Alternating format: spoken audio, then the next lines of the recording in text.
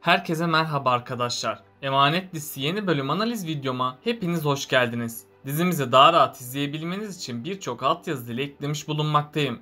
İstediğiniz altyazıyı videonun sağ altyazılar kısmından seçebilirsiniz. Lafı daha fazla uzatmadan dizimize geçelim. Öncelikle Yusuf'un hayatta tutunmasını istiyorsanız ve ayrıca Seher ve Yaman'ın eski hayatına dönmesini istiyorsanız beğeni tuşuna basalım ve kaç kişi olduğumuzu görelim. Yusuf nasıl iyileşecek? Yusuf'a iyiliğini verecek kişi konaktan biri mi olacak? Seher ve Yaman eski hayatına dönecek mi? Yaman, Zuhal'in karaktersiz biri olduğunu nasıl anlayacak? Ali ve Yaman'ın kardeş oldukları nasıl ortaya çıkacak? Seher ve Yaman'ın sahte evlilikleri gerçeğe dönüşecek mi? İşte bütün sorularınıza cevap vereceğim arkadaşlar. Bu videoyu sonuna kadar izlemenizi tavsiye ederim. Emanet dizisinin yeni bölümünde herkes belli bir sınavdan geçecek. Çünkü Yusuf'un hastalığı konaktakilerin hayatını alt üst edecek. Yaman ise Yusuf'un hasta olduğunu ilk zamanlar kaldıramayacak. Çünkü Yaman Yusuf'un öleceğine kendini inandırmak istemeyecek. Yaman bu süreçte Yusuf'un hastalığını inkar edecek. Bunun sonucunda da Yaman Yusuf'u tedavi edip ettirmemek arasında tereddütte kalacak. Yaman bu süreçte çocuklukta yaşadığı evini ziyarete gidecek. Yaman orada ailesini ve yaşadığı hayatı düşünecek. Bunun üzerine Yaman geçmişin getirdiği yük ile yıpranacak.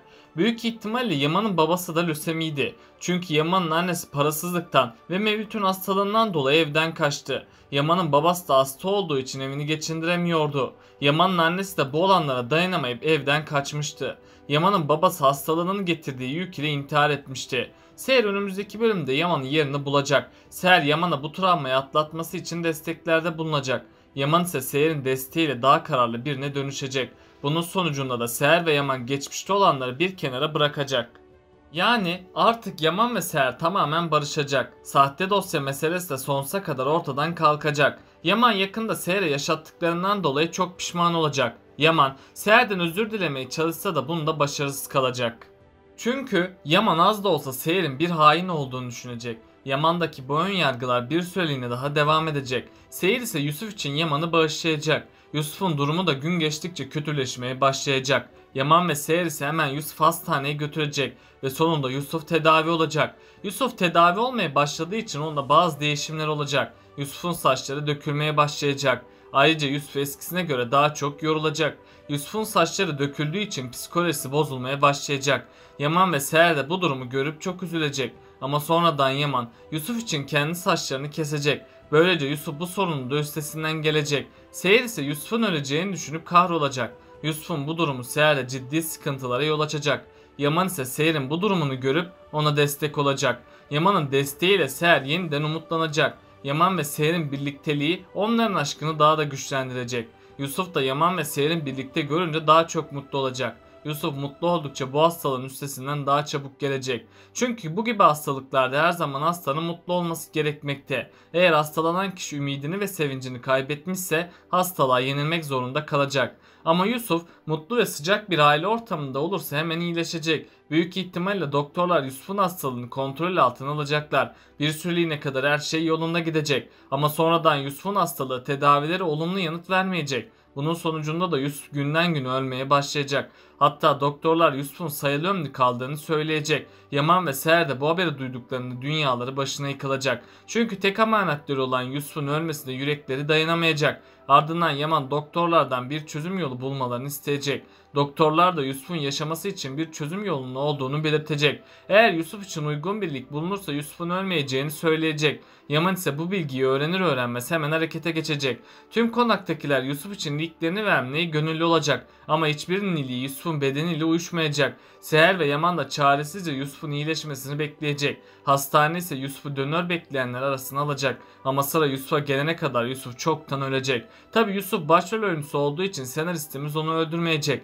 Yaman ve Seher'in bir arada kalması için Yusuf'un ölmemesi gerekecek. Büyük ihtimalle herkes umudunu kesmişken bir mucize gerçekleşecek. Yaman üzüldüğü için yine Arif Baba'nın yanına gidecek. Arif Baba ise Yaman'dan Yusuf'un kanser olduğunu öğrenecek. Yaman ise uygun iliğin bulunmaması halinde Yusuf'un öleceğini söyleyecek. Arif Baba ise Yaman'ın üzülmemesi gerektiğini belirtecek. Bunun üzerine Arif Baba Yusuf'un yakında iyileşeceğini söyleyecek. Yaman da Arif Baba'nın sözleri üzerine konağa geri dönecek. Arif Baba ise Yusuf öleceği için çok üzülecek. Tam o sırada Arif Baba Ali ve Yaman'ın kardeş olduklarını hatırlayacak. Arif Baba Ali'de bulunan iliğin Yusuf'a uyumlu olduğunu düşünecek. Bunun sonucunda da Arif Baba hemen Ali'nin yanına gidecek. Ali ilk başlarda ne olup bittiğine bir anlam veremeyecek. Tabi sonradan Ali Yusuf'un hasta olduğunu öğrenecek. Ali hemen hastaneye gidip kan testi yaptıracak. Bunun üzerine doktorlar Ali'nin iliğinin Yusuf'a uyumlu olduğunu görecek. Böylece sonunda Yusuf kurtulacak. Çünkü Ali Yusuf'un ölmemesi için ilk bağışında bulunacak. Doktorlar ise Yusuf'u ameliyat edecek. Yusuf'un ameliyat olmasıyla herkes çok mutlu olacak. Yusuf da sonunda ölmeyecek. Yaman ise bu duruma çok şaşıracak. Çünkü Yaman Yusuf'un nasıl oldu da Ali'nin iliğiyle uyumlu olduğunu düşünecek. Yaman ardından bunun bir tesadüf olamayacağını görecek. Bunun üzerine Yaman Ali hakkında detaylı bir araştırma yapacak. Yaman Ali hakkında araştırma yaptıkça geçmişiyle yeniden yüzleşecek. Sonunda Yaman Ali'nin kardeşi olduğunu anlayacak. Yaman ilk başlarda Ali'nin kendi kardeşi olduğunu inkar edecek. Hatta Yaman Ali yüzünden annesinin evden kaçtığını düşünecek. Yaman bu olanları düşündükçe Ali'ye olan kini bir kat daha artacak. Ama Ali Yusuf'u kurtardığı için Yaman onu öldürmeyecek. Yaman Ali'yi öldürmek yerine kardeşlikten red edecek. Ama sonradan Kiraz ve Seher'in desteğiyle Yaman Ali'yi kabullenecek. Böylece iki kardeş kavuşmuş olacak. Ayrıca tüm sorunların çözülmesiyle Yaman bir karar daha alacak. Yaman hala Seher'e karşı şüphe duyduğu için gerçeklerin peşine düşecek. Yaman gerçeklerin peşine düştükçe Seher'in masum olduğunu görecek. Yaman ardından büyük bir üzüntü ve pişmanlık yaşayacak. Çünkü Yaman geçmişte Seher'e yaptıklarını hatırlayacak. Yaman Seher'e yaptıklarını hatırladıkça kahrolacak. Yaman gerçekleri öğrendiği için hemen Seher'in yanına gidecek. Ardından Yaman Seher'den özür dileyecek. Seher ise Yaman'a aşık olduğu için hemen onu affedecek. Sonunda Seher ve Yaman barışacaklar. Seher ve Yaman'ın barışmasıyla her şey değişecek. Büyük ihtimalle Seher ve Yaman yeniden yakınlaşacak. Bunun sonucunda Seher hamile kalacak. Yaman ise Seher'in hamile olduğunu öğrenince sevinçten havalara uçacak. İkbal ise Seher'in hamilelik haberini duyunca çıldıracak. Çünkü Seher'in bebeği doğarsa Kırım'ın mirasının 5'e bölüneceğini düşünecek. Bu yüzden İkbal Seher ve bebeğini öldürmeye çalışacak. Ama İkbal her zaman olduğu gibi planlarında başarısız kalacak. Sonradan Yaman Zuhal'in bir sahtekar olduğu için onu cezalandırmak isteyecek. Zuhal ise Yaman'a bir yalan söyleyecek ve Zuhal kendisinin masum olduğunu belirtecek. Yaman da Zuhal'i yaptıklarından dolayı öldürmeye çalışacak.